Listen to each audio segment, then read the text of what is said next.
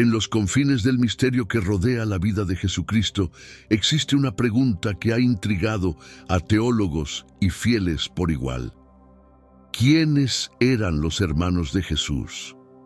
Este enigma no solo plantea interrogantes sobre la estructura familiar de Jesús, sino que también toca aspectos fundamentales de doctrinas cristianas como la virginidad de María.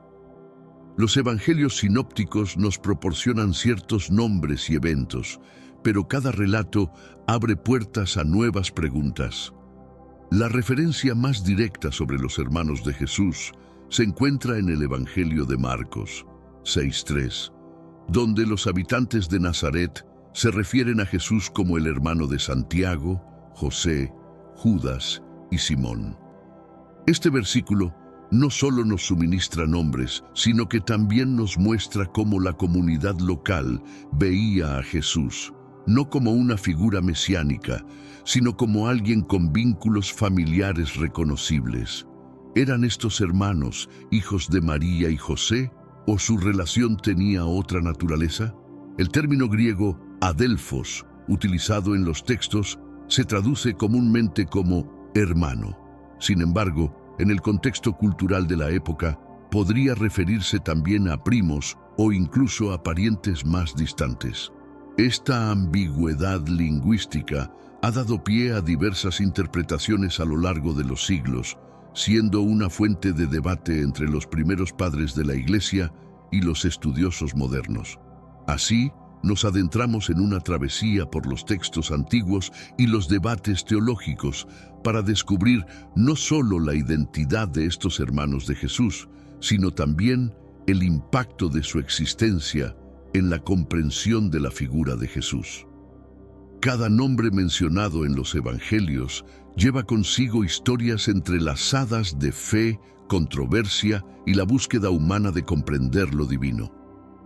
Continuando con nuestra exploración, profundizamos en cómo los evangelios de Mateo y Marcos presentan a los hermanos de Jesús. Mateo 13:55 repite prácticamente la misma enumeración que Marcos, lo que refuerza la presencia constante de estos personajes en la vida de Jesús. Estos textos son cruciales porque consolidan la existencia de estos hermanos no solo como figuras periféricas, sino como actores en las narrativas que rodean la vida de Jesús. Al analizar estos pasajes, nos enfrentamos a la posibilidad de que estos hermanos participaran activamente en los dilemas y desarrollos de la misión de Jesús. ¿Cómo influyeron en su ministerio? ¿Cuál fue su reacción ante su predicación y eventual crucifixión?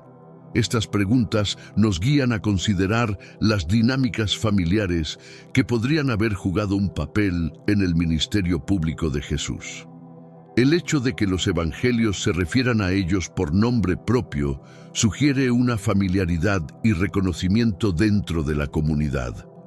Esto contrasta con otros personajes bíblicos que a menudo son mencionados solo por su relación con otros o por sus roles.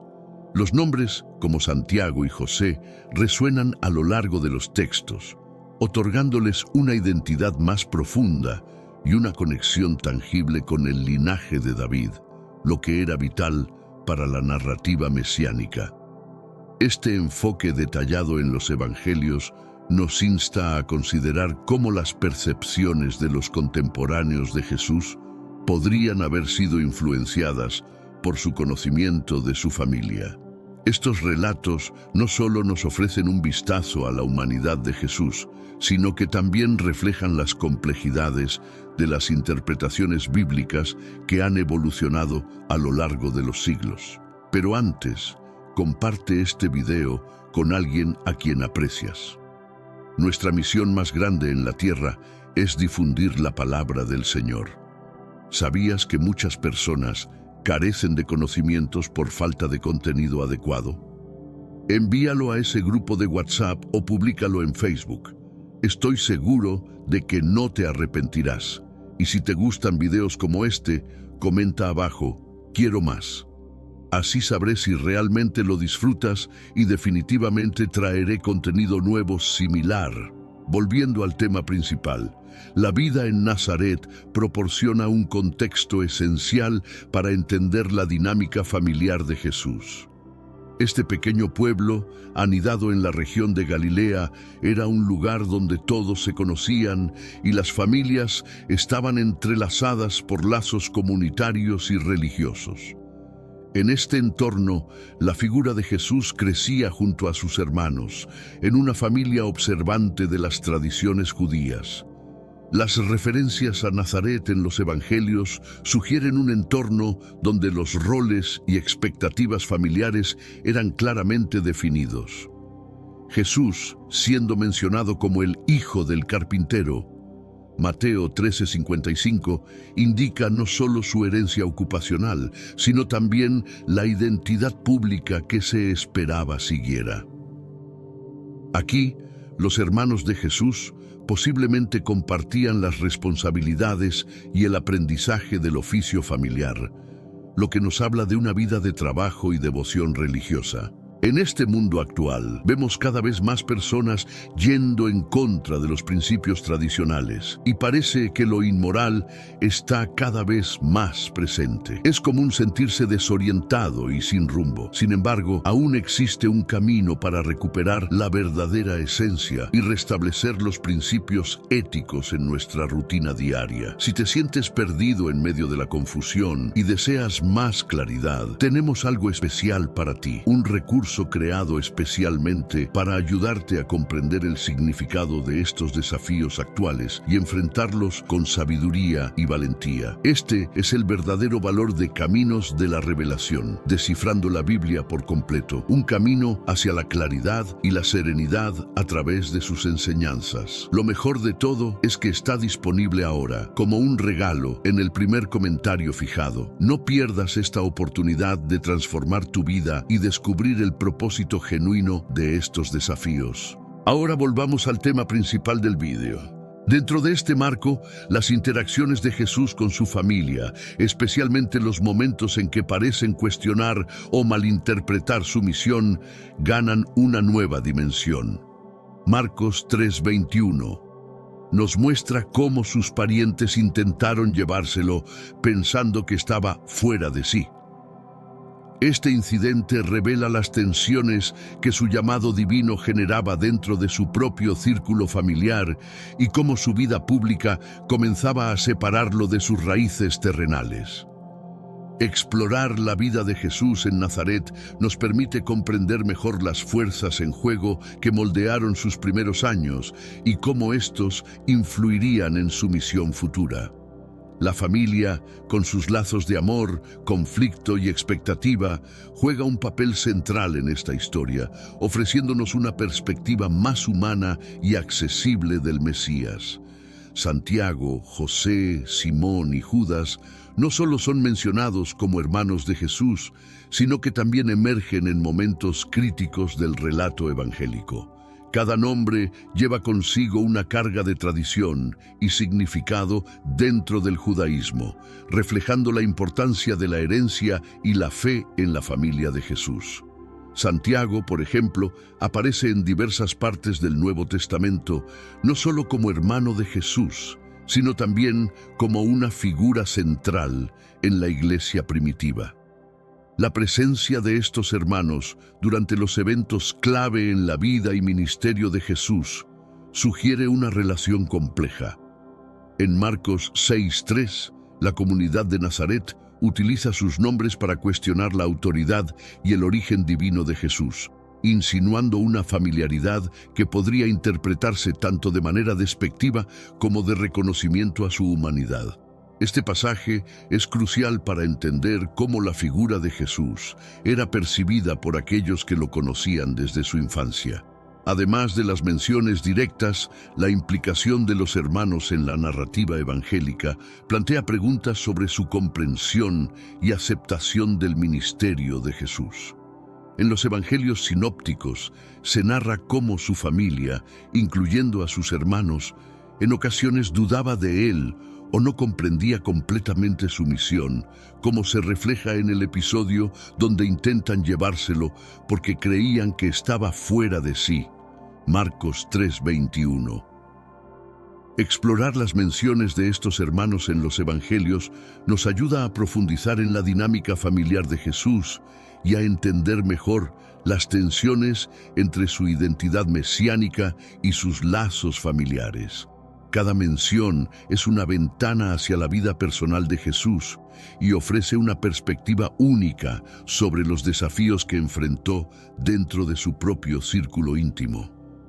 Aunque los evangelios canónicos mencionan que Jesús tenía hermanas, sus nombres y detalles sobre sus vidas son escasamente documentados en estos textos. Sin embargo, fuentes apócrifas como la historia de José el carpintero nos brindan más información, revelando nombres como Asia y Lidia y ofreciendo una visión más completa de la estructura familiar de Jesús. Estas fuentes, aunque no incluidas en el canon bíblico, son valiosas para comprender cómo las comunidades tempranas de cristianos veían y valoraban a la familia de Jesús. La inclusión de las hermanas en la narrativa bíblica, aunque breve, es significativa para entender el papel de las mujeres en el contexto social y religioso de la época. Su mención también desafía las percepciones modernas sobre los roles de género en las sociedades antiguas, sugiriendo que las mujeres, incluso siendo mencionadas de manera periférica, eran partes reconocibles y activas de la familia. El papel de las hermanas en la vida de Jesús y en los primeros años del cristianismo puede ser más especulativo debido a la escasez de información, pero su mención nos invita a considerar la importancia de la familia en el desarrollo de la misión de Jesús. Además, nos permite reflexionar sobre cómo los relatos de su vida fueron transmitidos y modificados a lo largo del tiempo. La mención de las hermanas de Jesús en textos apócrifos abre un diálogo sobre la autoridad y la autenticidad de los textos bíblicos. Al estudiar estas figuras, no solo exploramos un aspecto más personal de la vida de Jesús, sino que también nos enfrentamos a las dinámicas de poder, traducción y transmisión de textos sagrados que han moldeado la comprensión cristiana a lo largo de los siglos. Durante su ministerio, Jesús enfrentó momentos de claro desacuerdo y tensión con su familia, que son documentados en varios pasajes del Nuevo Testamento. Marcos 3:21 es particularmente revelador, ya que nos muestra a los familiares de Jesús preocupados por su bienestar, llegando a pensar que estaba fuera de sí. Esta preocupación sugiere que sus acciones y enseñanzas, a menudo radicales, eran motivo de conflicto incluso dentro de su núcleo familiar más cercano. Este episodio se intensifica cuando consideramos la cultura y las expectativas sociales de la época. En una sociedad donde la familia era el núcleo de la comunidad, las acciones de un miembro afectaban la percepción de todos sus parientes. Por lo tanto, las acciones y declaraciones públicas de Jesús no solo lo colocaron en el escrutinio público, sino que también sus hermanos y madre fueron sometidos a juicio social. En el Evangelio, según Mateo 12:46-50, Jesús ofrece una enseñanza que redefine el concepto de familia al señalar a sus discípulos y declarar: «Estos son mi madre y mis hermanos». Con esta afirmación, Jesús no solo destaca la primacía de la comunidad espiritual sobre los lazos de sangre, sino que también establece un nuevo paradigma para entender las relaciones en el reino de Dios. Este rechazo de las convenciones familiares tradicionales podría haber sido visto como un desafío directo a la autoridad y las expectativas de su familia biológica. Sin embargo, también demuestra cómo Jesús priorizaba la misión divina sobre las obligaciones familiares, invitando a sus seguidores a adoptar una perspectiva similar. La relación entre Jesús y su familia biológica es aún más compleja cuando consideramos su reacción a su misión y enseñanzas. En Juan 7, 2-5, encontramos que los hermanos de Jesús lo instan a mostrar sus obras al mundo durante la fiesta de las tiendas, un importante evento judío. Sin embargo, el mismo pasaje señala que ni siquiera sus hermanos creían en él. Esta incredulidad inicial de sus hermanos no solo revela un escepticismo hacia su misión, sino también el desafío que Jesús enfrentaba al predicar en su propio entorno familiar y social. Este momento es crucial para entender la dinámica entre Jesús y sus hermanos. A pesar de crecer juntos, la trascendencia de la misión de Jesús parece ir más allá de la comprensión y el apoyo incondicional de su familia. Este pasaje también subraya la evolución de la fe de sus hermanos, quienes, según las escrituras y escritos históricos posteriores, llegarían a jugar roles significativos en la iglesia primitiva. En el contexto de su ministerio, Jesús frecuentemente enfrentó la incomprensión y el rechazo, no solo de las autoridades y extraños, sino también de aquellos más cercanos a él. Este patrón de rechazo y eventual aceptación por parte de su familia ilustra un tema recurrente en su vida y enseñanzas: la transformación del entendimiento espiritual a través de la perseverancia y la revelación. El cambio en la actitud de sus hermanos después de la resurrección de Jesús destaca un punto de inflexión. El libro de Hechos 1:14 nos muestra a los hermanos de Jesús unidos en oración con los discípulos, indicando su integración y aceptación de la misión y divinidad de Jesús. Esta evolución de la fe de sus hermanos no solo refuerza la autenticidad de su experiencia del Cristo resucitado, sino que también enriquece nuestra comprensión de la dinámica familiar y espiritual de la iglesia primitiva. La crucifixión de Jesús es un momento crítico no solo en la historia del cristianismo, sino también en la vida de su familia. Los evangelios no mencionan explícitamente la presencia de sus hermanos en la crucifixión, lo que sugiere un distanciamiento o una incomprensión continua sobre la naturaleza de su misión. Sin embargo, esta ausencia también puede reflejar la intensidad del peligro y la persecución que enfrentaban los seguidores de Jesús en ese momento. Posteriormente, los cambios significativos en la actitud de los hermanos de Jesús hacia su misión se evidencian en los relatos de la resurrección y los días siguientes.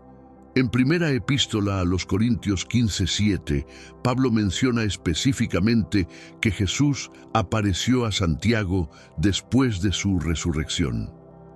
Este encuentro podría haber sido decisivo en la transformación de Santiago de un escéptico a un líder dentro de la comunidad cristiana primitiva. La aparición a Santiago no solo valida la realidad de la resurrección, sino que también fortalece la legitimidad y la autoridad de Santiago como líder en la iglesia primitiva. Este momento es crucial, pues marca un punto de inflexión en la historia de la iglesia, consolidando la fe de aquellos que podrían haber dudado y proporcionando un testimonio poderoso de la identidad divina de Jesús. A través de este acto, Jesús no solo reafirma su resurrección y victoria sobre la muerte, sino que también reúne a su familia dispersa, uniendo los lazos familiares y espirituales. Este evento transformador en la vida de Santiago y otros hermanos indica cómo las experiencias personales con el divino pueden cambiar radicalmente nuestras percepciones y roles dentro de nuestras comunidades de fe. Santiago, el hermano de Jesús, emergió como una figura central en la iglesia primitiva, especialmente en Jerusalén. Conocido como Santiago el Justo, su liderazgo es mencionado en varios textos del Nuevo Testamento, incluyendo los Hechos de los Apóstoles y las epístolas de Pablo. Su posición como líder en Jerusalén es crucial para entender cómo las enseñanzas de Jesús fueron interpretadas y llevadas adelante después de su muerte. Su autoridad era tal que Pablo lo describe en Gálatas 1:19 como una de las columnas de la iglesia. Esta designación no solo refleja el respeto y la estima que Santiago había ganado, sino que también subraya su papel en la resolución de disputas doctrinales, como se ve en el Concilio de Jerusalén, Hechos 15. Su habilidad para mediar y guiar a la comunidad en asuntos de fe y práctica muestra la profundidad de su compromiso con el legado de su hermano. El liderazgo de Santiago también destaca la tensión entre la ley judía y el nuevo camino cristiano. Él abogaba por una interpretación de las enseñanzas de Jesús, que respetara las tradiciones judías mientras se abría a los gentiles, mostrando así una habilidad única para navegar entre diferentes culturas y tradiciones religiosas.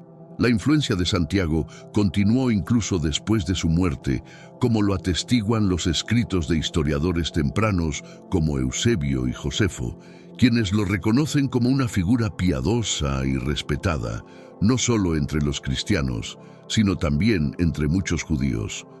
Su legado es un testimonio del poder de la fe y la lealtad familiar y espiritual en la formación temprana de la Iglesia. Pablo de Tarso, aunque no fue un contemporáneo directo de Jesús, proporciona valiosa información sobre los hermanos de Jesús a través de sus epístolas. En particular, en 1 Corintios 9:5, Pablo menciona a los hermanos del Señor y a Cefas, Pedro, llevando consigo a sus esposas en sus viajes misioneros, lo que sugiere que los hermanos de Jesús estaban activamente involucrados en la expansión del cristianismo. Esta mención no solo subraya la integración de los hermanos de Jesús en el movimiento cristiano primitivo, sino que también destaca la aceptación de su liderazgo y enseñanzas dentro de la comunidad. La referencia de Pablo a Santiago en Gálatas 2:9 como una de las columnas de la Iglesia reafirma este punto, mostrando cómo los hermanos de Jesús fueron reconocidos como líderes espirituales legítimos.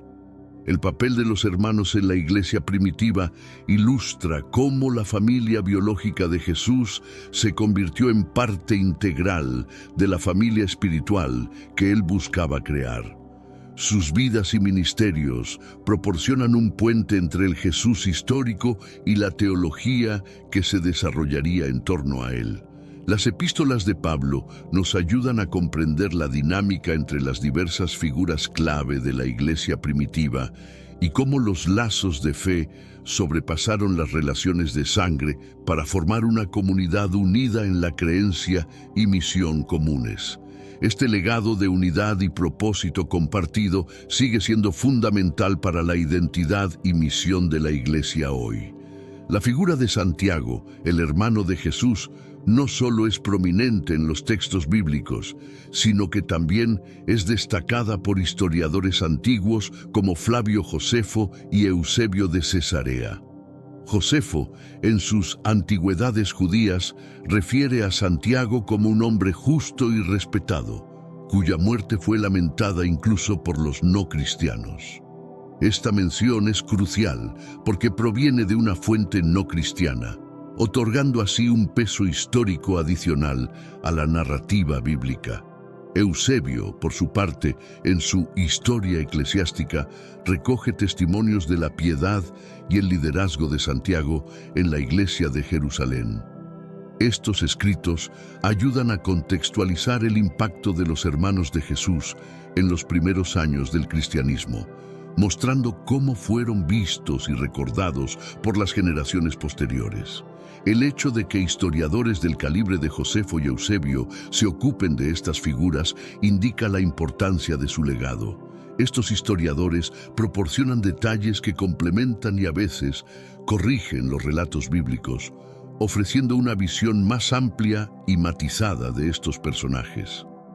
Por ejemplo, la narrativa de la muerte de Santiago por lapidación como cuenta Josefo, destaca las tensiones entre las autoridades judías y los líderes cristianos, reflejando el clima de persecución y conflicto religioso de la época.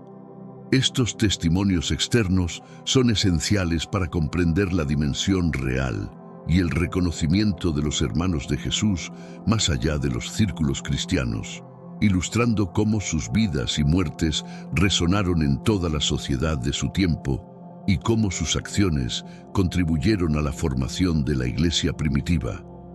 La cuestión de si los hermanos de Jesús eran sus hermanos biológicos o parientes cercanos ha sido objeto de debate a lo largo de la historia del cristianismo.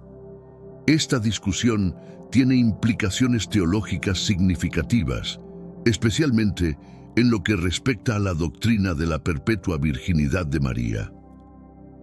Los primeros teólogos, como Jerónimo, argumentaron que estos hermanos eran en realidad primos o hijos de un José previamente casado, buscando armonizar los relatos evangélicos con las creencias sobre María. Este debate se extiende hasta hoy, donde diferentes denominaciones cristianas tienen interpretaciones variadas. Por ejemplo, la Iglesia Católica y la Ortodoxa tienden a ver a estos hermanos como primos o parientes cercanos, mientras que muchas denominaciones protestantes los consideran hermanos biológicos de Jesús, hijos de María y José.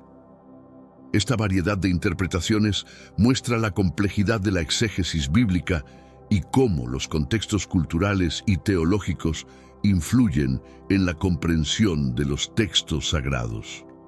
La discusión académica moderna ha reintroducido estas cuestiones al debate público, utilizando tanto análisis textuales como arqueológicos para tratar de determinar la naturaleza exacta de estas relaciones familiares. Estudios sobre el uso del término hermano en diferentes lenguas y contextos bíblicos han proporcionado nuevos matices a la discusión, demostrando que la traducción y la interpretación son clave en la comprensión de cualquier texto antiguo.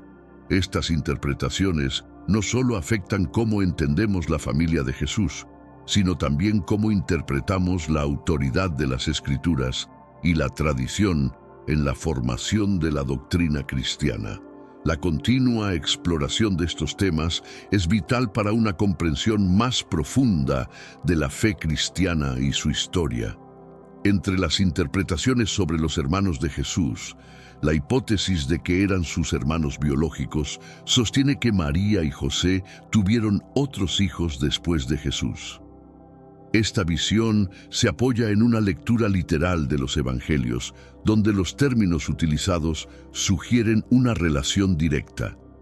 Defensores de esta teoría argumentan que este entendimiento mantiene la coherencia interna de los textos evangélicos y refleja una interpretación sin preconcepciones doctrinales. Sin embargo, esta interpretación enfrenta contradicciones significativas desde perspectivas teológicas y tradicionales.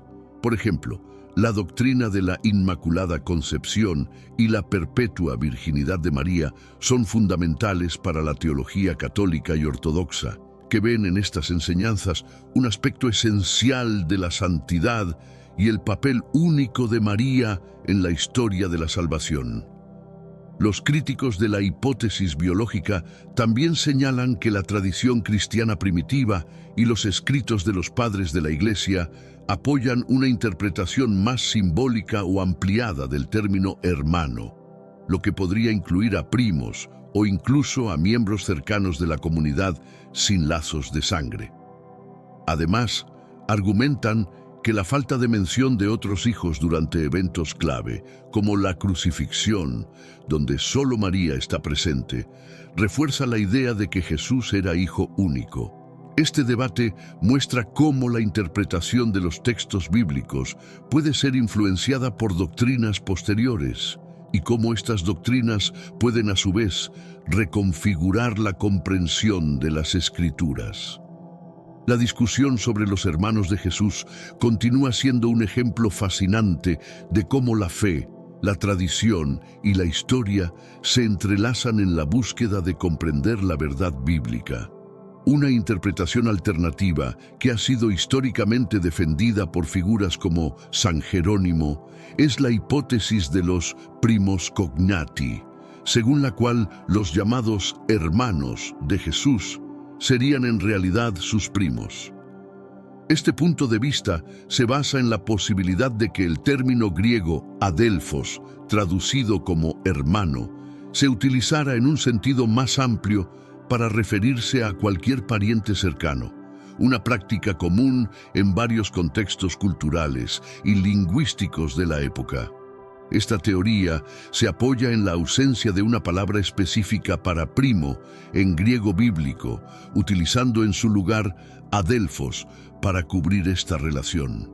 Además, partidarios de esta interpretación argumentan que ella concuerda con la doctrina de la perpetua virginidad de María, manteniendo la coherencia con las tradiciones eclesiásticas que enfatizan la santidad y singularidad de la Madre de Jesús.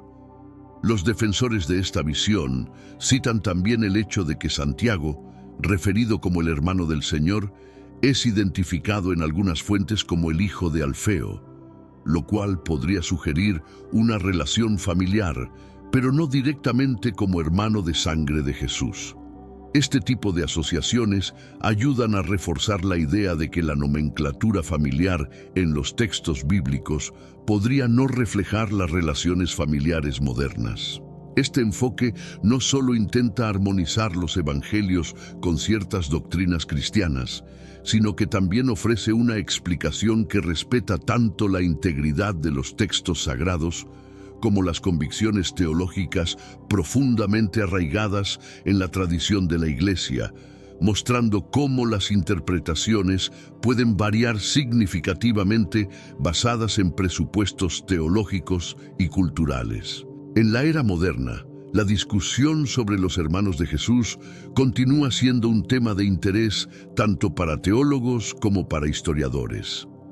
Las perspectivas contemporáneas a menudo buscan un equilibrio entre la interpretación tradicional y los hallazgos de la crítica bíblica moderna, que incluye análisis literarios y arqueológicos, para ofrecer una visión más matizada de estas figuras. El estudio contemporáneo tiende a enfocarse menos en la literalidad de las relaciones familiares y más en el significado que estas relaciones tienen para entender el contexto social, religioso y moral en el que Jesús vivió. Esto incluye explorar cómo las dinámicas familiares influenciaron las percepciones de Jesús como líder religioso y las implicaciones de sus enseñanzas en su entorno inmediato.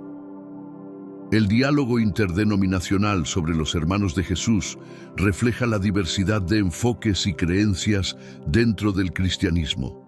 Este diálogo a menudo lleva a una mayor comprensión y apreciación de las diferentes tradiciones y cómo cada una interpreta los textos fundamentales de la fe. Ya Exploración de los Hermanos de Jesús nos invita a reflexionar sobre la naturaleza de la fe, la historia y la interpretación. Aunque es posible que nunca tengamos respuestas definitivas sobre la relación exacta entre Jesús y sus hermanos, el debate en sí mismo fomenta una comprensión más profunda de los evangelios y enriquece nuestra fe en la búsqueda de la verdad histórica y espiritual. Otra interpretación propuesta sobre los hermanos de Jesús sugiere que podrían ser hermanastros, hijos de un matrimonio anterior de José. Esta teoría, apoyada por algunos textos apócrifos y tradiciones eclesiásticas tempranas, ofrece una explicación que mantiene la virginidad perpetua de María al tiempo que reconoce la existencia de otros niños en la vida familiar de Jesús. Según esta hipótesis, José habría sido viudo con hijos de su matrimonio anterior, antes de desposarse con María. Esto no solo explica la presencia de otros jóvenes alrededor de Jesús identificados como sus hermanos, sino que también proporciona un marco familiar más amplio que influyó en su crianza y desarrollo inicial. Textos como el Protoevangelio de Santiago proporcionan indicios de esta configuración familiar, aunque estos escritos no sean reconocidos en el canon bíblico oficial. Esta perspectiva también se alinea con la veneración de José como custodio de la Sagrada Familia, resaltando su rol como protector y figura paterna tanto para Jesús como para sus hermanastros. Además, esta teoría es congruente con las costumbres de la época, donde las familias extendidas y los matrimonios mixtos eran comunes debido a la alta mortalidad y las complejidades sociales. El análisis de esta hipótesis enriquece nuestra comprensión de la estructura familiar en los tiempos bíblicos y ofrece una visión más integradora de cómo las dinámicas familiares podrían haber afectado la vida y el ministerio de Jesús, proporcionando un contexto más rico para entender sus interacciones y enseñanzas. Dentro del espectro más amplio del cristianismo, las denominaciones protestantes y los testigos de Jehová ofrecen interpretaciones distintas respecto a los hermanos de Jesús.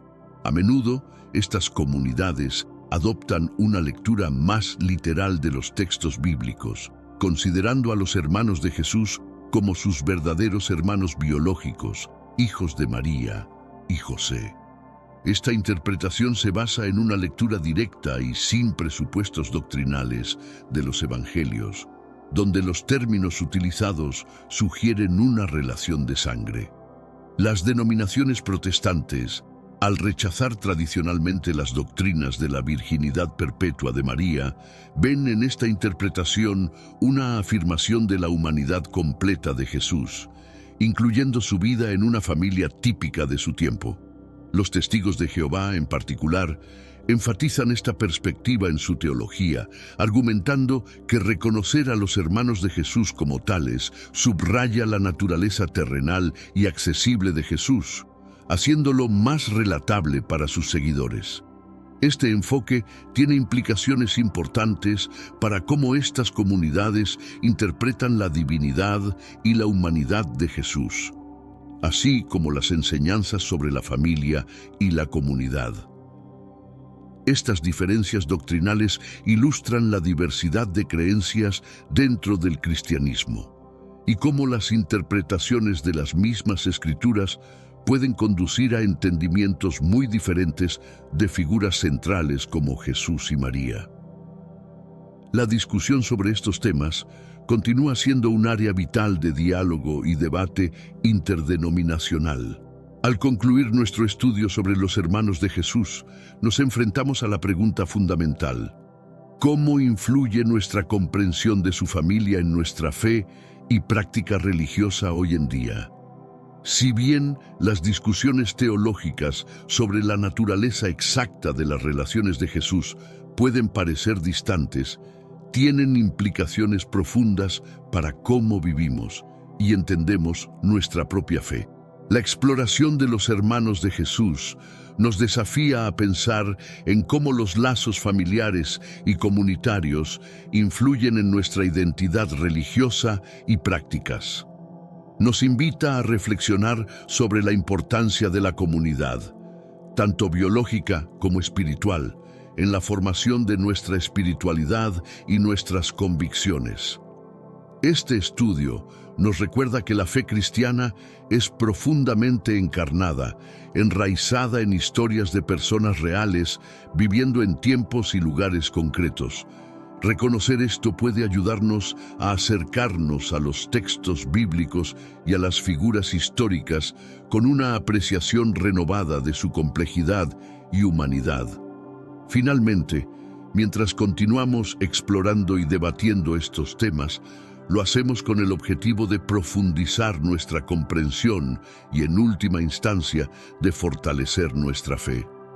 La historia de los hermanos de Jesús, con todas sus complejidades y misterios, sigue siendo una parte vital de nuestra herencia cristiana, ofreciendo ricas lecciones para el diálogo y la reflexión en la comunidad de fe de hoy. ¿Qué impulsó a Jesús a escribir en la arena aquel día ante la mujer acusada de adulterio y sus acusadores? Este acto, simple pero profundamente simbólico, abre un abanico de interpretaciones y mensajes ocultos que buscamos desentrañar. En el corazón de este enigma encontramos a Jesús enfrentado a un dilema moral y legal, una trampa cuidadosamente tendida por los fariseos para ponerlo entre la espada y la pared. La ley de Moisés, en sus términos más crudos, prescribía un castigo severo para el adulterio. Sin embargo, el Imperio Romano restringía la capacidad de los judíos para ejecutar sentencias de muerte. Jesús, consciente del corazón y la intención detrás de la pregunta, elige una respuesta no verbal que dejaría una marca indeleble en la historia. Mientras los acusadores esperaban ansiosamente una respuesta que pudiera ser utilizada en su contra, Jesús se inclinó y escribió en la arena. Este acto, lejos de ser una evasión, estaba cargado de significado. A través de este gesto, Jesús no solo evitaba caer en su trampa, sino que también ofrecía un momento de reflexión profunda, tanto para los acusadores como para la multitud. En aquel polvo, Jesús trazaba una línea entre la justicia humana, a menudo fallida y parcial, y la misericordia divina, infinitamente compasiva y justa. Pero antes de entrar en este punto tan importante, déjame decirte que aquí en este canal encontrarás videos todos los días. Para no perderte ninguna novedad, suscríbete al canal y activa las notificaciones. Estoy seguro de que no te arrepentirás de las lecciones que aprendes a diario. La fiesta de los tabernáculos, o Sukkot, proporciona el telón de fondo vibrante para este drama. Es una de las 3 grandes festividades judías, donde la gente de toda Judea se reuniría en Jerusalén para celebrar la providencia y protección de Dios durante los 40 años de vagancia en el desierto. Esta festividad no solo era un recordatorio de la dependencia del pueblo judío de Dios, sino también una celebración de la cosecha, llenando la ciudad con una efervescencia de vida, esperanza y gratitud. En medio de esta atmósfera de júbilo y espiritualidad, el encuentro entre Jesús, la mujer acusada de adulterio, y los fariseos adquiere un contraste aún más dramático. La celebración que recuerda la liberación y la protección divina se convierte en escenario de un acto que busca condenación y castigo. Jesús, plenamente consciente de este contraste, utiliza el momento para subrayar una enseñanza aún más profunda sobre la justicia, la misericordia y el perdón. Esta festividad también es simbólica del agua como fuente de vida, algo que Jesús utilizaría más adelante en su enseñanza, proclamándose a sí mismo como la fuente de agua viva. En este contexto, su acto de escribir en la tierra se entrelaza con los temas de purificación y renovación, elementos centrales de la fiesta. Así, el acto de Jesús no solo es una respuesta a un desafío inmediato, sino también una poderosa enseñanza que resonaría con los temas de la festividad y más allá.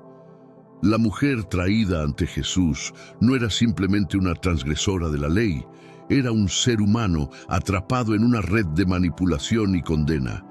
Los fariseos y maestros de la ley la presentaron como un caso de prueba, pero su verdadero interés no era la justicia. Este encuentro no fue tanto sobre el acto de adulterio, sino sobre la trampa tendida para Jesús.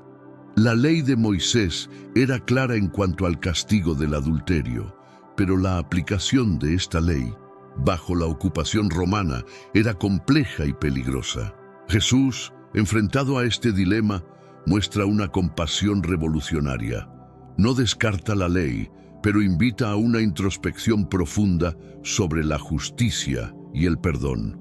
Su pregunta a los acusadores: el que esté sin pecado entre ustedes, que sea el primero en arrojar una piedra contra ella, Juan 8:7, refleja un entendimiento profundo de la naturaleza humana y la misericordia divina. No era solo una defensa de la mujer, sino un llamado a la conciencia de todos los presentes. La respuesta de Jesús trasciende el incidente específico y se convierte en una declaración sobre la gracia. La misericordia que ofrece no es una excusa para el pecado, sino un camino hacia la redención. Al final, cuando todos los acusadores se han ido, Jesús se dirige a la mujer no con condena, sino con una invitación a una nueva vida. Yo tampoco te condeno. Ahora ve y no peques más. Juan 8:11. Este intercambio encapsula la esencia del mensaje de Jesús, un llamado al arrepentimiento y la transformación a través de la gracia. Los fariseos, en su astucia, no buscaban justicia para la mujer, sino poner a prueba a Jesús, intentando forzarlo a una posición donde, sin importar su respuesta, enfrentaría críticas. Si condenaba a la mujer, parecería desafiar la autoridad romana, que reservaba para sí el derecho a dictar sentencias de muerte. Por otro lado, si se negaba a condenarla, lo acusarían de no respetar la ley de Moisés. Este dilema estaba cuidadosamente diseñado para desacreditar a Jesús ante sus seguidores y ante la ley romana. Sin embargo, Jesús, conociendo sus corazones y sus intenciones ocultas, enfrentó la trampa no con desafío ni sumisión, sino con sabiduría divina. Su respuesta tendría que ser tan meditada que revelara las verdaderas intenciones de sus acusadores, al mismo tiempo que preservara su enseñanza sobre la compasión y la justicia. La ley de Moisés era clara, pero Jesús había venido a cumplir la ley, no a abolirla, introduciendo una dimensión de gracia y misericordia que iba más allá del simple castigo. Este momento captura la esencia del ministerio de Jesús, una constante navegación entre las expectativas humanas y la voluntad divina. Jesús no solo evitó caer en su trampa, sino que también utilizó la oportunidad para enseñar una lección poderosa sobre la justicia, la misericordia y el verdadero significado de la ley.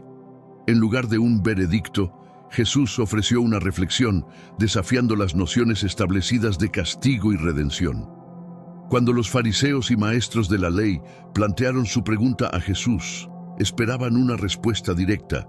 Sin embargo, Jesús, en su sabiduría, eligió primero el silencio y luego una acción que dejó a todos en reflexión. Este silencio no fue de indecisión, sino una pausa cargada de significado, una invitación a contemplar la profundidad de la situación más allá de la legalidad superficial. Este momento de silencio de Jesús puede verse como un reflejo de su enseñanza general. El reino de Dios no se trata simplemente de seguir reglas, sino de entender y vivir según los principios profundos de justicia y amor que éstas representan.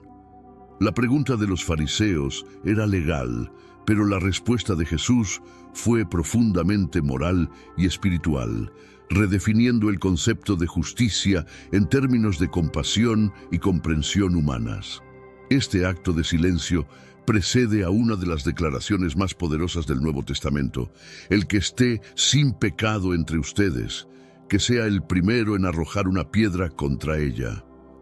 Con estas palabras, Jesús no solo desarmó a los acusadores de la mujer, sino que también presentó un desafío a todos los presentes y a las generaciones futuras, subrayando la universalidad del pecado y la necesidad de la misericordia. El silencio de Jesús frente a la pregunta cargada de los fariseos no fue un vacío, sino un espacio lleno de enseñanza. En este silencio, Jesús demostró que no todas las preguntas merecen una respuesta directa, especialmente cuando éstas están diseñadas con malicia. Más bien, este silencio invita a una introspección personal, forzando a los acusadores y a la multitud a reflexionar sobre sus propios motivos y pecados. El maestro silencioso enseña con su ejemplo que el verdadero entendimiento y la sabiduría a menudo vienen en momentos de quietud, cuando el ruido exterior y las demandas conflictivas se desvanecen. En este espacio de silencio, Jesús prepara el terreno para un acto que capturaría la esencia de su mensaje y dejaría una impresión duradera en aquellos que presenciaron el evento y en innumerables personas a lo largo de la historia. Este silencio es, por tanto, una poderosa declaración. En un mundo lleno de juicios rápidos y condenas precipitadas, el enfoque de Jesús resalta la importancia de la reflexión antes de la acción. Nos recuerda que, en la complejidad de las situaciones morales y espirituales, a menudo es necesario detenerse, contemplar y buscar guía divina antes de responder. Finalmente, Jesús se inclina y escribe en la arena.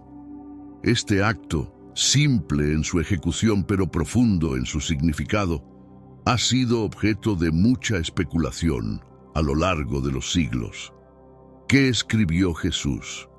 Aunque el contenido exacto de su mensaje permanece desconocido, el acto en sí mismo habla volúmenes. En la tradición judía, escribir en el suelo puede ser visto como un gesto de temporalidad y transitoriedad. Lo que se escribe en la arena puede ser fácilmente borrado, simbolizando la naturaleza efímera del juicio humano comparado con el perdón divino. Este acto también puede interpretarse como una invitación a la reflexión personal. Al inclinarse y escribir en la tierra, Jesús desvía la atención de la acusación hacia la introspección, forzando a los presentes a considerar sus propias vidas antes de juzgar a la mujer. Es un recordatorio visual de que las fallas y pecados humanos son, como las palabras en la arena, algo que Dios está dispuesto a borrar en el acto de perdón. Además, este momento refleja la autoridad de Jesús, no solo como maestro, sino como juez divino. En una sociedad que valoraba profundamente la palabra escrita como medio de ley y ordenanza, el acto de escribir de Jesús subraya su rol como el intérprete supremo de la ley. No es un desafío a la ley de Moisés, sino una profundización de su verdadero propósito, destacando la misericordia y la gracia sobre el castigo severo. Este gesto, lleno de simbolismo, encapsula la enseñanza central de Jesús sobre el perdón, la compasión y la necesidad de mirar hacia nuestro interior antes de juzgar a los demás. Es una lección que trasciende el tiempo y sigue desafiando a cada lector de la historia a reflexionar sobre las implicaciones profundas del acto de Jesús de escribir en la arena. El enfrentamiento entre la ley de Moisés y el mensaje de gracia de Jesús marca un punto de inflexión en la comprensión de la justicia divina. La ley dada por Dios a Moisés en el monte Sinaí fue diseñada para guiar al pueblo de Israel en un camino de rectitud. Sin embargo, con el tiempo, esta ley comenzó a ser vista por algunos como un fin en sí mismo, olvidando su propósito original de conducir a las personas hacia una relación más profunda con Dios. Jesús, al enfrentarse a los acusadores de la mujer, no desestimó la ley, sino que la elevó, desafiando a los presentes a ver más a la de las letras escritas hacia el espíritu de gracia y compasión que debería informar su aplicación. Este desafío no fue simplemente un rechazo a la tradición o a la autoridad de la ley, sino una invitación a entender la justicia de Dios de una manera más completa y misericordiosa. Al pedir al que estuviera sin pecado que arrojara la primera piedra, Jesús no estaba negando la gravedad del pecado, sino subrayando la importancia de la misericordia en el juicio. Esta enseñanza no solo liberó a la mujer de su condena, sino que también ofreció a los acusadores una oportunidad de autoexamen y redención. La gracia de Jesús, por tanto, no abole la ley, sino que la cumple en su sentido más profundo, ofreciendo perdón y la posibilidad de un nuevo comienzo. Este acto de misericordia refleja el corazón de la enseñanza de Jesús, un llamado a vivir según los principios de amor y compasión que están en el núcleo de la ley. El momento en que Jesús invitó al sin pecado a arrojar la primera piedra se convirtió en un punto de inflexión dramático. Uno tras otro, comenzando por los más viejos hasta llegar a los más jóvenes, los acusadores se retiraron, dejando caer sus piedras al suelo. Este retiro no fue solo un acto de reconocimiento de su propia culpabilidad, sino también un testimonio del poder transformador de la palabra de Jesús. Lo que había comenzado como un intento de atrapar a Jesús en un dilema legal y moral, terminó en una poderosa lección de humildad y autorreflexión. Este giro inesperado revela la profundidad de la sabiduría y autoridad de Jesús. No solo desarmó una situación cargada de tensión y potencial violencia, sino que también transformó el momento en una oportunidad de enseñanza sobre el perdón y la misericordia. La dispersión de los acusadores es un testimonio silencioso pero elocuente de la capacidad de Jesús para penetrar el corazón humano, invitando a un cambio no solo en el comportamiento, sino en la comprensión misma de la justicia y la misericordia. Este evento no solo liberó a la mujer de su inminente condena, sino que también ofreció a todos los presentes y a nosotros como lectores una visión del reino de Dios, donde la gracia prevalece sobre el juicio y el amor sobre la ley. Con sus acusadores dispersos y la tensión disuelta, Jesús se dirige a la mujer con palabras de liberación. ¿Dónde están los que te acusaban? ¿Ninguno te condenó? Tampoco yo te condeno. Vete, y desde ahora no peques más. En este acto de absolución, Jesús no solo la libera de la condena inmediata, sino que también le ofrece un camino hacia la redención y la transformación personal. Esta absolución es emblemática del enfoque de Jesús hacia el pecado y la gracia. Reconociendo la realidad del pecado, Jesús ofrece perdón y la posibilidad de comenzar de nuevo, subrayando que el objetivo de la gracia no es simplemente evitar el castigo, sino inspirar una vida transformada.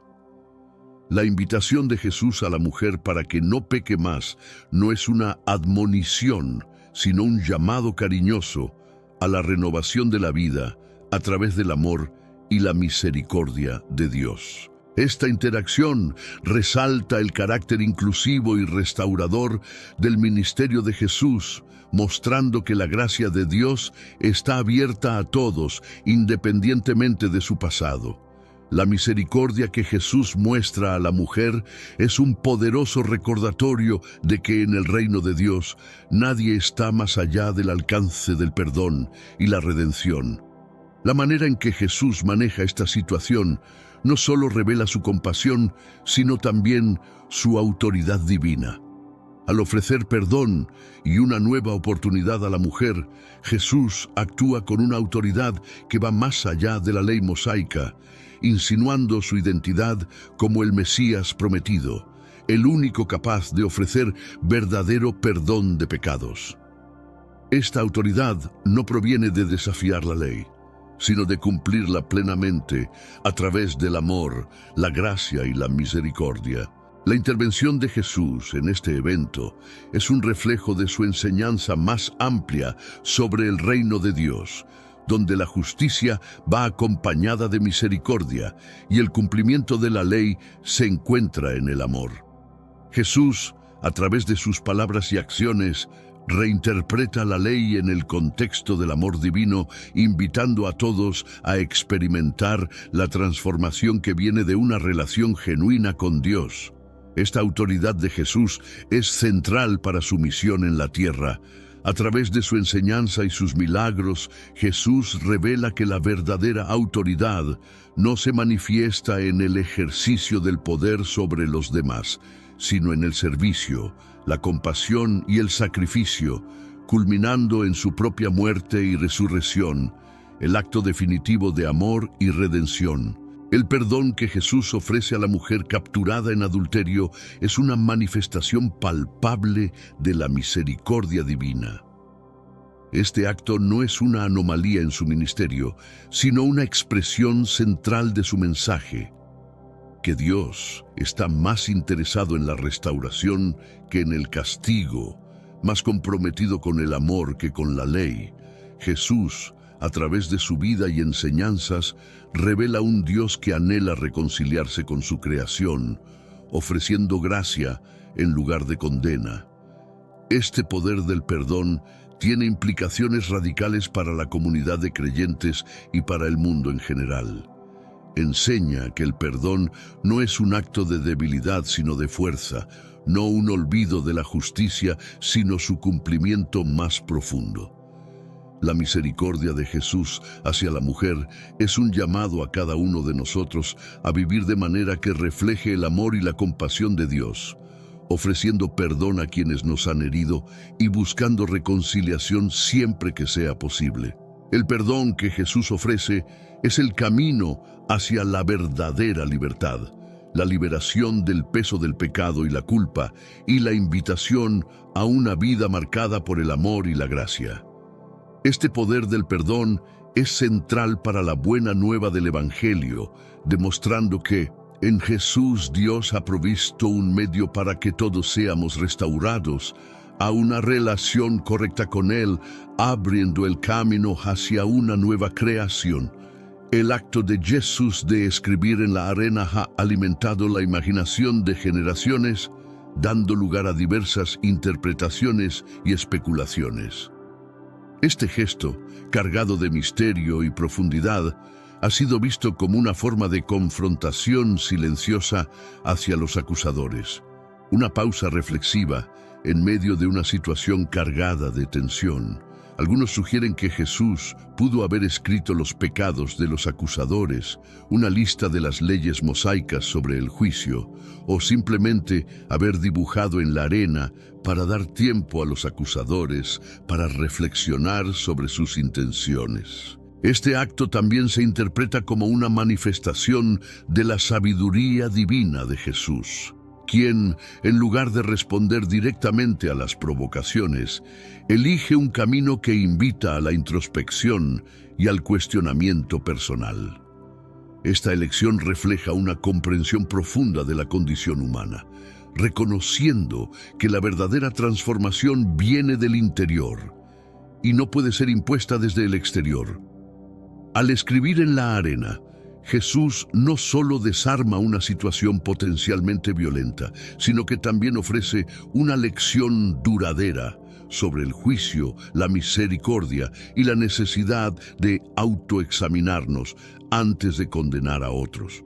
La especulación sobre el contenido exacto de lo escrito por Jesús añade una dimensión fascinante a este relato. Si bien el mensaje específico permanece oculto, el acto en sí comunica claramente la preferencia de Jesús por la misericordia sobre el juicio, el perdón sobre la condena. Este misterio no resuelto invita a cada lector a considerar personalmente el mensaje de Jesús, animando a una reflexión continua sobre nuestras propias acciones y juicios. La acción de Jesús de escribir en la tierra encuentra resonancia en el Antiguo Testamento, específicamente en las palabras del profeta Jeremías. Jeremías 17:13 habla de aquellos que se alejan de Jehová, señalando que serán escritos en el polvo. Una imagen potente que evoca transitoriedad y juicio. Esta conexión sugiere que lo que Jesús escribió en la arena podría estar relacionado con un mensaje profético sobre la infidelidad y la consecuente separación de Dios. El acto de escribir en la arena, visto a través del lente de Jeremías, refuerza la idea de que el juicio divino es inminente para aquellos que abandonan la fuente de agua viva, que es Dios mismo. Sin embargo, a diferencia del castigo irreversible sugerido en Jeremías, la acción de Jesús ofrece un camino hacia el arrepentimiento y la restauración. Esto ilustra cómo Jesús cumple y amplía las enseñanzas del Antiguo Testamento, enfatizando la misericordia de Dios y la posibilidad de redención incluso para aquellos que han pecado. Esta referencia a Jeremías también subraya la importancia de permanecer fieles a Dios, fuente de vida y justicia. Al evocar esta imagen, Jesús no solo señala la infidelidad de los acusadores, sino que también destaca su propio papel como la verdadera fuente de agua viva, ofreciendo perdón y vida eterna a todos los que se acercan a Él. Este paralelismo entre el acto de Jesús y el mensaje de Jeremías enriquece nuestra comprensión del evento, revelando capas más profundas de significado en la enseñanza de Jesús sobre el perdón y la fidelidad a Dios. La hipótesis de que Jesús escribiera los pecados específicos de cada acusador en la arena abre una perspectiva intrigante sobre la naturaleza de su reprimenda. Este acto, si se interpretara de esta manera, serviría como un espejo directo a las conciencias de los presentes, forzándolos a enfrentar sus propias fallas antes de juzgar las de la mujer.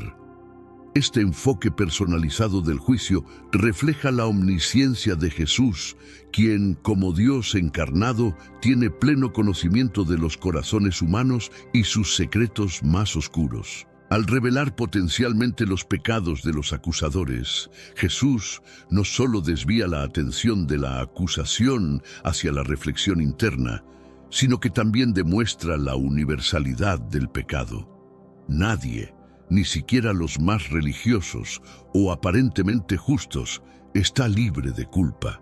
Este momento se convierte en un llamado poderoso al arrepentimiento y a la humildad, recordando a todos los presentes que la misericordia de Dios está disponible para aquellos que reconocen su necesidad de perdón y buscan cambiar sus caminos. Este posible acto de revelación subraya la compasión y la justicia en el corazón del ministerio de Jesús. Al confrontar a los acusadores con sus propios pecados, Jesús no busca avergonzarlos, sino invitarlos a unirse a la mujer en el camino hacia el arrepentimiento y la restauración. Este enfoque refleja el deseo de Jesús de que todos experimenten el perdón y la nueva vida que Él ofrece, un testimonio del amor redentor de Dios que busca salvar, no condenar. La interacción de Jesús con la mujer acusada de adulterio y sus acusadores se convierte en una enseñanza profunda sobre el juicio. Al desafiar a los presentes a considerar su propia pecaminosidad antes de condenar a otros, Jesús pone de relieve una verdad fundamental, que el verdadero juicio comienza con una autoevaluación honesta. Esta lección es crucial no solo en el contexto de la justicia legal o religiosa, sino en todas las facetas de la vida humana. Jesús enseña que el juicio apresurado y la crítica sin compasión hacia los demás a menudo ocultan una falta de voluntad para enfrentar nuestras propias imperfecciones. El llamado de Jesús a mirar hacia nuestro interior antes de juzgar a otros es un recordatorio de la necesidad de la misericordia y la gracia en nuestras relaciones. Reconocer nuestra propia falibilidad nos prepara para extender la compasión a otros, sabiendo que todos necesitamos perdón. Esta enseñanza va más allá del contexto de un juicio legal para tocar el corazón de la ética cristiana. Amar a los demás como nos amamos a nosotros mismos, reconociendo nuestra común necesidad de la misericordia divina. Esta lección sobre el juicio también nos invita a reflexionar sobre cómo aplicamos los principios de justicia y misericordia en nuestra vida cotidiana. Jesús nos desafía a adoptar un enfoque de juicio que esté arraigado en la empatía y la comprensión, buscando restaurar en lugar de destruir. Este enfoque transformador tiene el potencial de cambiar cómo interactuamos con los demás, promoviendo la paz y la reconciliación en lugar del conflicto y la alienación. La confrontación de Jesús con los fariseos y los maestros de la ley en el caso de la mujer acusada de adulterio revela su habilidad única para enfrentar la hipocresía con sabiduría y gracia. Al invitar a aquel sin pecado a lanzar la primera piedra, Jesús expone la hipocresía de los acusadores, quienes, bajo el disfraz de la rectitud, buscaban condenar a otra persona sin reconocer su propia culpabilidad. Este momento destaca la comprensión profunda de Jesús sobre la naturaleza humana y su capacidad para usar situaciones tensas como oportunidades para enseñanzas transformadoras. La respuesta de Jesús a esta situación no solo protege a la mujer de un daño inmediato, sino que también ofrece una crítica más amplia de una religiosidad que prioriza la ley sobre el amor, el juicio sobre la compasión. Jesús desafía este enfoque, recordándonos que el corazón de la ley divina es el amor y la misericordia, valores que deben guiar todas nuestras acciones y juicios. Esta sabiduría de Jesús nos invita a examinar críticamente las formas en que podemos caer en la hipocresía, alentándonos a vivir de manera coherente con los principios del amor y la compasión que Él enseñó. La capacidad de Jesús para enfrentar la hipocresía sin caer en el cinismo o la desesperanza es un testimonio de su misión redentora. Nos muestra que la verdadera sabiduría no se trata simplemente de exponer la falsedad, sino de invitar a todos, acusadores y acusados por igual, a una relación más profunda y auténtica con Dios. Esta invitación está abierta a todos los que están dispuestos a reconocer su necesidad de gracia y a vivir de acuerdo con las demandas radicales del amor divino. Cuando Jesús le dice a la mujer, «Ve y no peques más», no solo está pronunciando palabras de absolución, sino también un profundo llamado al cambio. Este mandato subraya la misericordia de Dios no como un permiso para continuar en el pecado, sino como una oportunidad para la transformación personal. La gracia de Jesús es un punto de inflexión que ofrece tanto perdón como un camino hacia una vida renovada. Este llamado al arrepentimiento refleja el corazón del mensaje del Evangelio, donde el perdón de Dios está intrínsecamente vinculado al cambio de vida. Jesús no ignora el pecado, sino que ofrece la posibilidad de superarlo. Su enfoque combina la verdad sobre la naturaleza humana con la esperanza de la redención, alentando a todos a buscar una vida alineada con los valores del reino de Dios. La instrucción de Jesús, por tanto, es un modelo de cómo Dios se acerca a nosotros en nuestra imperfección. Nos recuerda que, aunque fallamos, hay siempre una invitación a volver a intentarlo, a vivir de una manera que refleje nuestro arrepentimiento y nuestra gratitud por la misericordia que se nos ha mostrado. Este llamado es tanto un regalo como un desafío, animándonos a crecer y vivir de manera que honremos ese regalo de gracia. La misericordia demostrada por Jesús tiene el poder de transformar no solo a los individuos, sino también a las comunidades. Al perdonar a la mujer y desafiar a sus acusadores a examinar sus propios corazones, Jesús muestra cómo la misericordia puede cambiar la dinámica de poder, de juicio y de relación. Este acto de perdón no solo rehabilita a la mujer ante los ojos de la comunidad, sino que también ofrece a los acusadores la oportunidad de reflexionar sobre su propia necesidad de misericordia. La misericordia, como la demostrada por Jesús, invita a una nueva forma de interacción basada en la comprensión y el perdón en lugar del juicio y la condena. Cambia corazones y mentes al revelar la profundidad del amor y la compasión de Dios, desafiando las normas sociales y religiosas que a menudo nos dividen. Este cambio no es superficial, sino que va al corazón de cómo vemos a los demás y a nosotros mismos. Este impacto transformador tiene implicaciones profundas para la práctica de la fe cristiana en la comunidad. Nos llama a ser agentes de misericordia, reflejando el amor compasivo de Jesús en nuestras propias vidas. Al hacerlo, no solo cambiamos a los individuos, sino que también comenzamos a transformar las estructuras y sistemas que perpetúan la injusticia y el juicio, moviéndonos hacia una sociedad más compasiva y justa. La interacción de Jesús con la mujer acusada de adulterio y sus acusadores habla poderosamente a nuestro tiempo.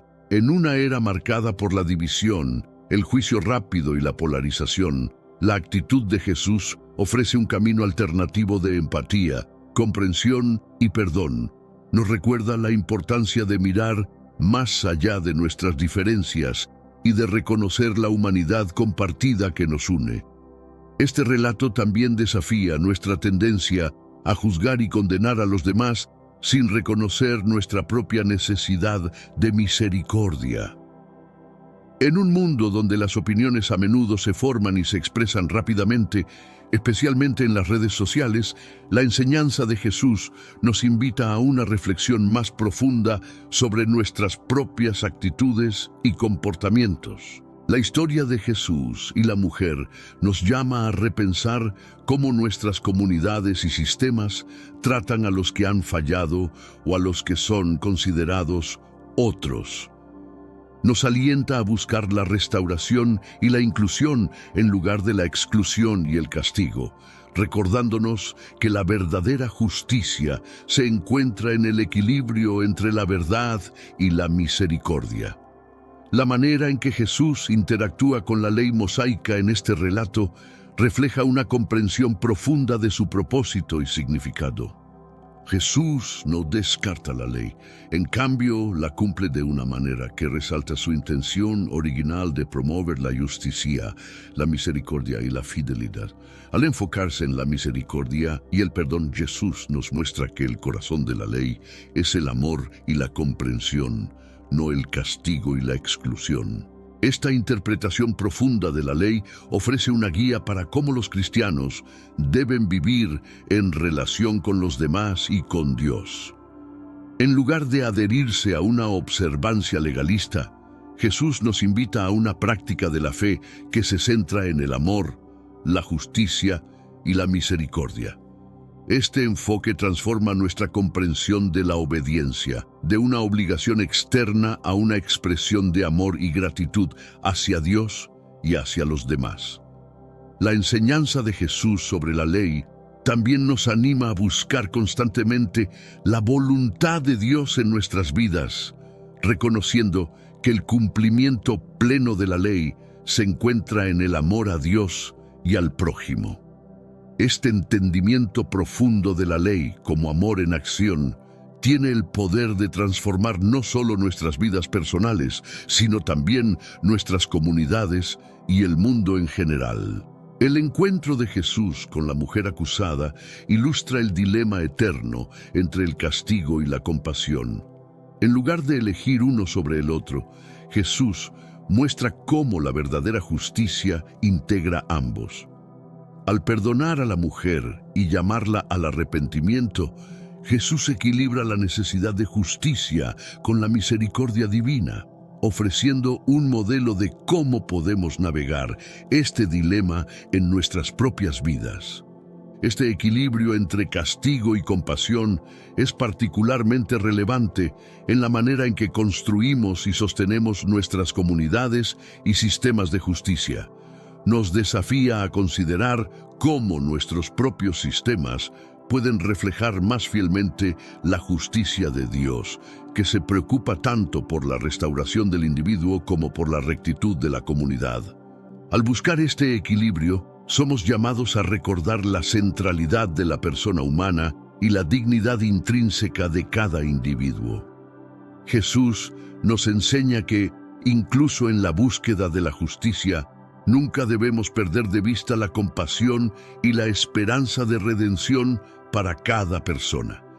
Este enfoque nos invita a trabajar por sistemas de justicia que sean verdaderamente justos y misericordiosos, reflejando el amor y la gracia de Dios.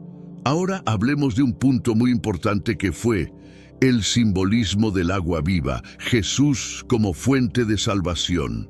El simbolismo del agua viva, utilizado por Jesús en otras partes del Evangelio, se hace eco en este relato a través de su oferta de misericordia y perdón. Al ofrecer agua viva, Jesús promete una fuente de vida, purificación y satisfacción que solo Él puede proporcionar. Este simbolismo profundiza nuestra comprensión de la interacción de Jesús con la mujer, subrayando que su misericordia es una manifestación de la salvación que ofrece a toda la humanidad. Esta imagen del agua viva nos invita a considerar nuestra propia sed espiritual y la única fuente que puede satisfacerla completamente, Jesús. Al acercarnos a Él en busca de perdón y vida nueva, encontramos no solo la satisfacción de nuestras necesidades más profundas, sino también el poder de transformar nuestras vidas de acuerdo con su voluntad y propósito.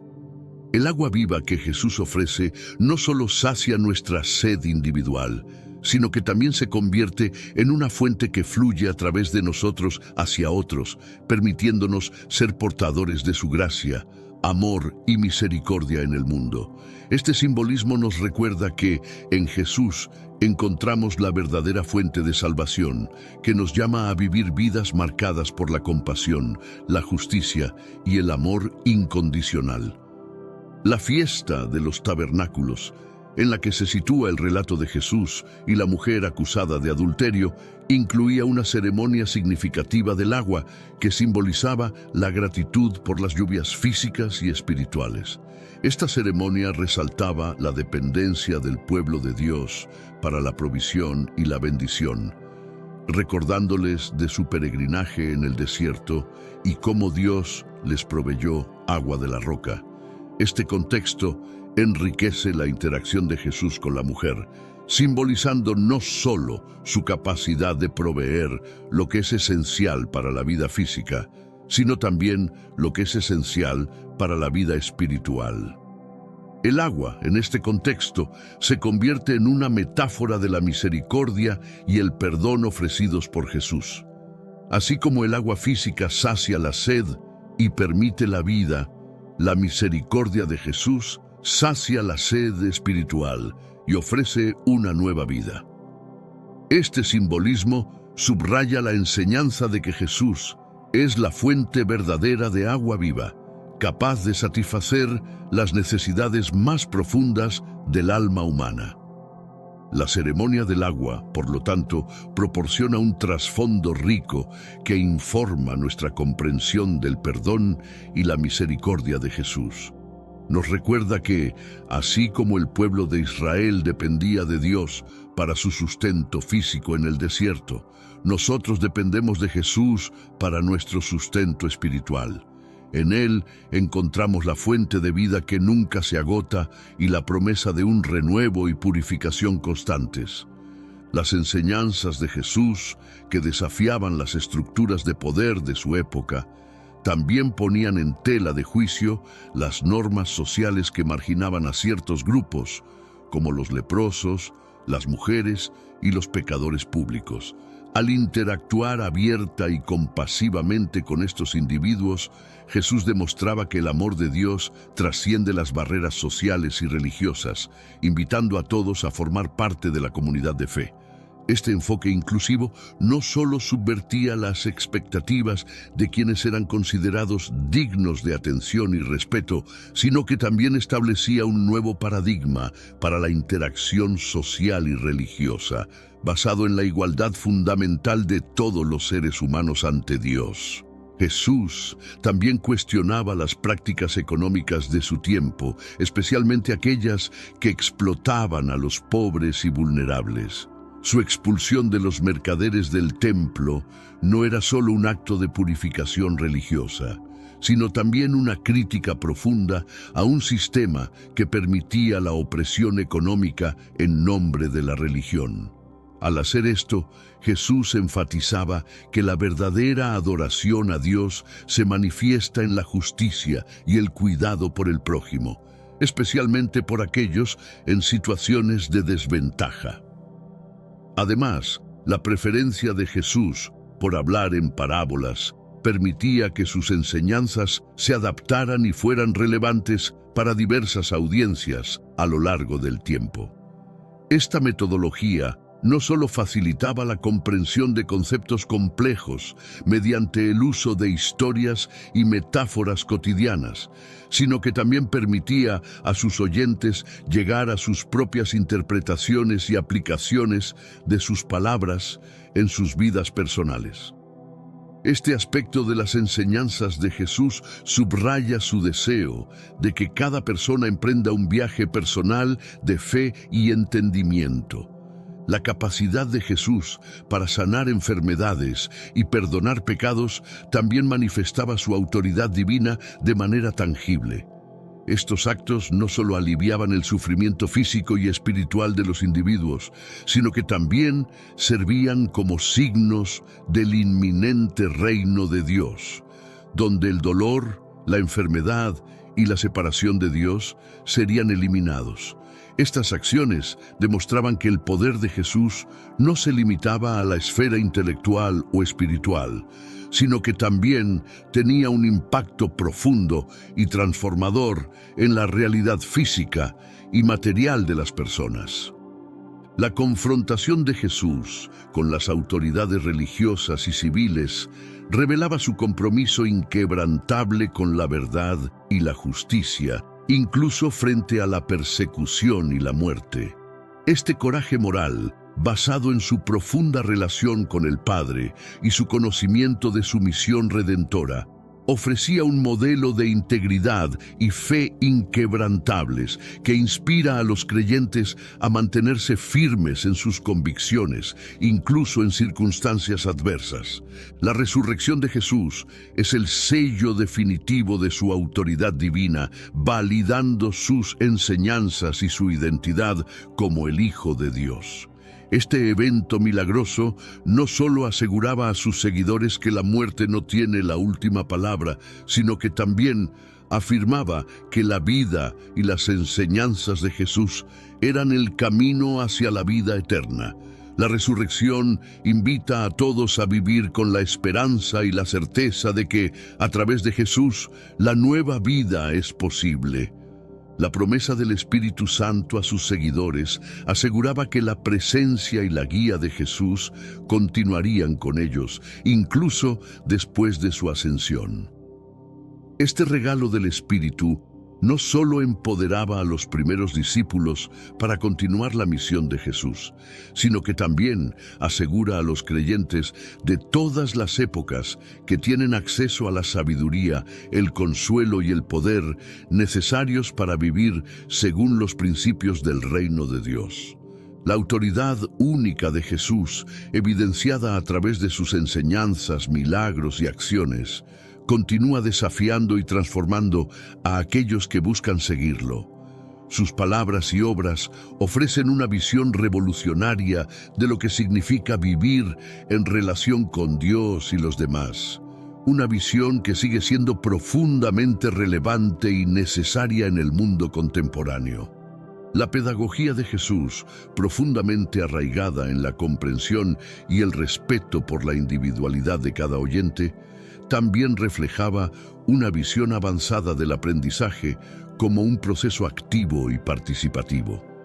En lugar de ser un mero transmisor de conocimientos, Jesús actuaba como un facilitador del descubrimiento espiritual, creando espacios donde las personas podían interrogar, reflexionar y finalmente crecer en su fe.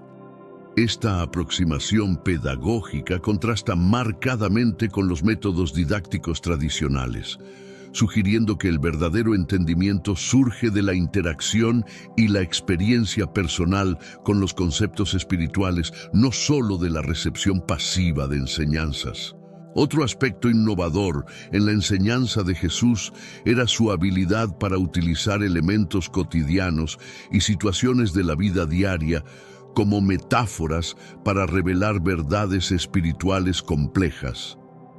Las parábolas de Jesús, historias breves con significados profundos, utilizaban imágenes familiares para sus oyentes, como semillas, campos y festines, para comunicar mensajes sobre el reino de Dios, la justicia y la misericordia. Este método hacía que sus enseñanzas fueran accesibles a una audiencia amplia, incluyendo aquellos sin formación religiosa formal, y aseguraba que sus mensajes fueran memorables y relevantes para la vida diaria de las personas. Además, Jesús mostraba una notable apertura al diálogo y al cuestionamiento, invitando a sus seguidores y críticos por igual a cuestionar sus enseñanzas y parábolas. Esta actitud fomentaba un ambiente de aprendizaje dinámico, donde el cuestionamiento y la duda no eran vistos como falta de fe, sino como pasos esenciales en el camino hacia una comprensión más profunda de la fe. Este enfoque pedagógico subraya la importancia de la búsqueda personal y la interrogación en el proceso espiritual, un principio que sigue siendo relevante para los buscadores espirituales de hoy. Las acciones simbólicas de Jesús, ricas en significado y enseñanza, también demostraban una comprensión profunda del poder de los gestos para comunicar y conmover. Por ejemplo, el lavado de los pies de sus discípulos no solo era un acto de humildad y servicio, sino también una lección viviente sobre el liderazgo y el amor sacrificial.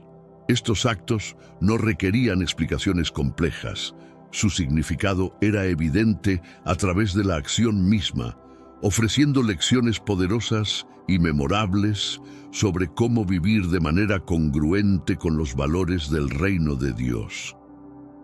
La visión de Jesús también se caracterizaba por su inclusividad, acogiendo a todos, desde los más marginados de la sociedad hasta los ricos y poderosos, para aprender de Él. Esta apertura refleja una visión del reino de Dios accesible a todos, no solo a una élite espiritual o moral.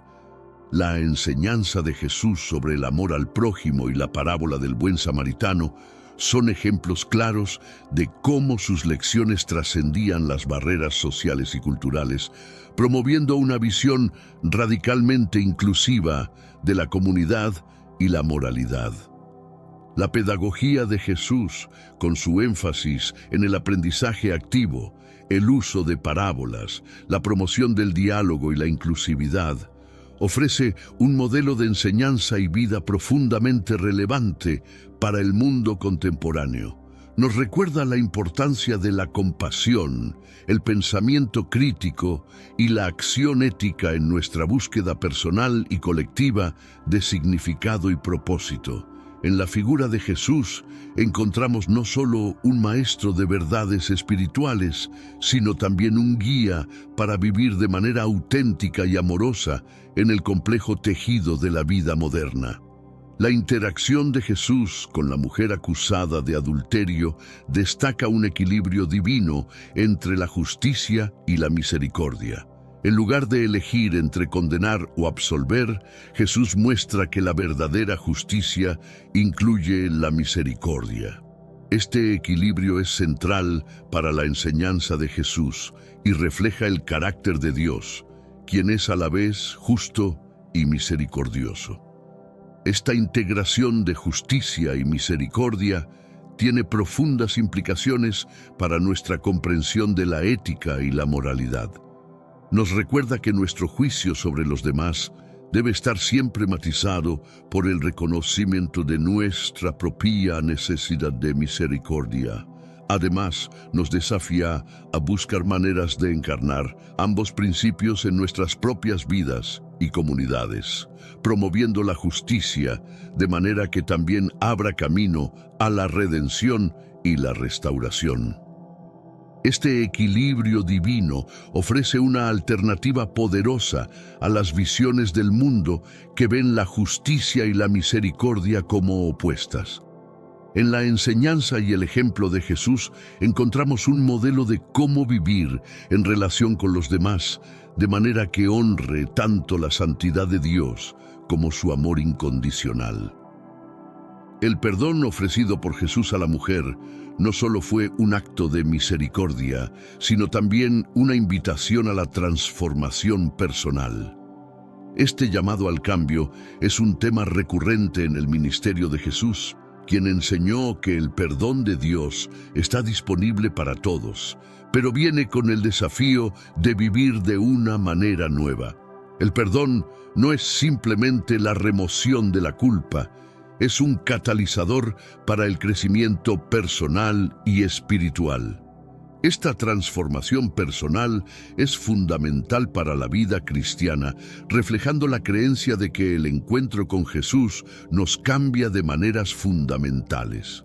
Nos llama a abandonar viejas formas de ser y adoptar una nueva identidad en Cristo, una identidad marcada por el amor, la compasión y la justicia. Este proceso de transformación es a menudo difícil y requiere un compromiso continuo, pero es aquí donde el verdadero poder del perdón se manifiesta, ofreciéndonos la gracia de comenzar de nuevo. El acto enigmático de Jesús escribiendo en la arena ha sido objeto de reflexión y debate durante siglos, no solo por lo que implica en términos de su respuesta a los acusadores de la mujer, sino también por lo que simboliza en un sentido más amplio. Esta acción, simple pero profundamente significativa, encarna la esencia de un enfoque más compasivo y reflexivo hacia la vida y las interacciones humanas. Al elegir este gesto, Jesús nos enseña la importancia de tomar momentos para reflexionar antes de reaccionar, invitándonos a considerar las implicaciones más amplias de nuestras acciones y palabras. Más allá de la interacción específica con la mujer acusada, el legado de Jesús se extiende a cómo entendemos y aplicamos los conceptos de justicia y misericordia en nuestra vida diaria. En un mundo donde la venganza y la retribución a menudo se ven como las respuestas predeterminadas a la injusticia, la enseñanza de Jesús nos desafía a buscar soluciones que no solo aborden el daño hecho, sino que también ofrezcan caminos hacia la curación y la reconciliación. Este enfoque no trivializa el pecado o el error, sino que reconoce la complejidad de la condición humana y la posibilidad de redención. Además, el encuentro subraya la necesidad de autenticidad en nuestra práctica espiritual y religiosa. Jesús critica implícitamente a aquellos que usan la ley y la religión como medios para juzgar y excluir, recordándonos que la verdadera fe se manifiesta en actos de amor y misericordia. Este llamado a la autenticidad es especialmente relevante en una era de religiosidad a menudo superficial, donde el verdadero compromiso con los valores del Evangelio puede perderse en medio de rituales vacíos o discursos dogmáticos. El perdón y la transformación personal que Jesús promueve ofrecen una alternativa radical a las narrativas dominantes de castigo y exclusión. En lugar de perpetuar ciclos de dolor y venganza, Jesús nos muestra que el perdón puede ser un acto revolucionario que abre posibilidades para la renovación personal y comunitaria. Este enfoque tiene el potencial de transformar relaciones, comunidades e incluso sociedades enteras, ofreciendo un modelo para la resolución de conflictos y la construcción de la paz basado en la comprensión y la compasión. El legado de Jesús también desafía nuestras ideas sobre el poder y la autoridad. Al posicionarse junto a los marginados y ofrecer misericordia en lugar de condena, Jesús redefine lo que significa ser verdaderamente poderoso. En su reino, el poder se manifiesta no a través de la dominación o la imposición, sino a través del servicio, la vulnerabilidad y el cuidado de los demás. Esta redefinición del poder tiene implicaciones profundas para cómo lideramos y participamos en nuestras comunidades y sociedades. Este relato, además, nos invita a cuestionar y expandir nuestras propias nociones de justicia. La justicia divina, como la ejemplifica Jesús, no se limita a la aplicación de la ley, sino que busca activamente restaurar y sanar. Esta visión de la justicia como un proceso restaurativo y no solo punitivo ofrece un marco valioso para abordar no solo los errores individuales, sino también las injusticias sociales y estructurales. En un sentido más personal, la historia nos anima a reflexionar sobre nuestra propia necesidad de perdón y transformación. Reconocer nuestra propia falibilidad y abrirnos al perdón puede ser un proceso desafiante, pero es esencial para nuestro crecimiento espiritual y emocional. Este viaje hacia la autocomprensión y la renovación es fundamental para vivir de manera auténtica y amorosa, siguiendo el ejemplo de Jesús. Finalmente, el legado de Jesús, como se refleja en este acto y en su interacción con la mujer, es un llamado a vivir vidas marcadas por la gracia. Nos recuerda que cada día ofrece nuevas oportunidades para practicar la misericordia, buscar la justicia y vivir de manera coherente con los valores del reino de Dios. Al abrazar este llamado, podemos encontrar una profunda satisfacción y propósito, contribuyendo a un mundo más compasivo y justo. La profundidad y riqueza de esta enseñanza continúan ofreciendo una fuente inagotable de sabiduría e inspiración para todos los que buscan vivir de manera más consciente y conectada, tanto con Dios como con aquellos que nos rodean. En este acto enigmático de Jesús y su interacción compasiva, encontramos un modelo eterno para abordar las complejidades de la vida humana con amor, gracia y esperanza. Para vivir inspirados por Jesús hoy, extendemos esta visión a áreas de nuestra vida que van más allá de las interacciones personales, hacia cómo nos comportamos en la sociedad y participamos en nuestras comunidades. Esto significa adoptar una postura de justicia en asuntos sociales, económicos y ambientales, buscando no solo aliviar los síntomas de la injusticia, sino también abordar sus causas fundamentales. Jesús nos enseñó a amar a nuestro prójimo, un mandato que nos lleva a luchar contra la pobreza, la desigualdad y la opresión en todas sus formas. Además, vivir inspirados por Jesús implica reconocer la dignidad y el valor intrínseco de cada persona, viendo en el otro la imagen de Dios. Esto desafía los prejuicios y estereotipos que a menudo dividen a las sociedades y nos impulsa a construir puentes de entendimiento y empatía entre culturas, etnias y religiones diferentes. La diversidad, lejos de ser una barrera, se convierte en una rica fuente de aprendizaje y crecimiento. En el contexto familiar y de relaciones cercanas, vivir según los principios enseñados por Jesús significa practicar la paciencia, el perdón y el apoyo mutuo en tiempos de dificultad. Es reconocer que, aunque a veces fallamos, hay siempre una oportunidad para la reconciliación y la renovación de los lazos afectivos. Este enfoque transforma nuestras casas y relaciones en lugares de refugio, amor y crecimiento espiritual. En el ámbito laboral y profesional, ser inspirados por Jesús nos lleva a actuar con integridad, honestidad y un fuerte sentido de justicia. Significa ser justos en nuestras decisiones, tratando a empleados y colegas con respeto y consideración y buscando el bienestar común por encima del éxito personal. Esta manera de vivir puede influir positivamente en los ambientes laborales, promoviendo culturas organizacionales más compasivas y éticas. Desde una perspectiva ecológica, vivir inspirados por Jesús también nos desafía a cuidar de la creación de Dios con amor y responsabilidad.